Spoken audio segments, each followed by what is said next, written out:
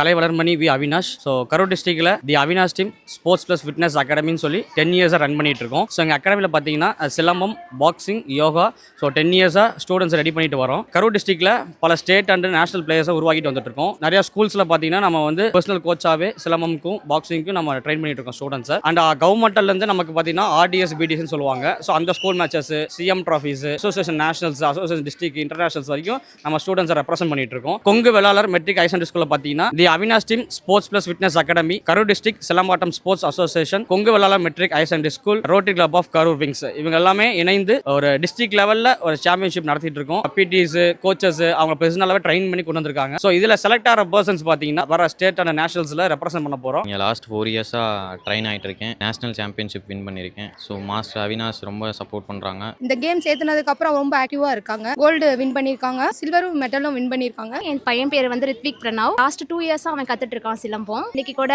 கேம்ல வந்து கம்பு சண்டையில ஃபர்ஸ்ட் பிரைஸ் வாங்கியிருக்கான். உங்க குழந்தைகளும் ஃபிட்டா, ஒரு நல்ல அத்லட்டா, ஒரு ஃபியூச்சர் அத்லட்டா, ஒரு சாம்பியன் அத்லட்டா உருவாகணும் அப்படின்னா கண்டிப்பா தி அவினாஷ் டீம் ஸ்போர்ட்ஸ் ஃபிட்னஸை கான்டாக்ட் பண்ணுங்க.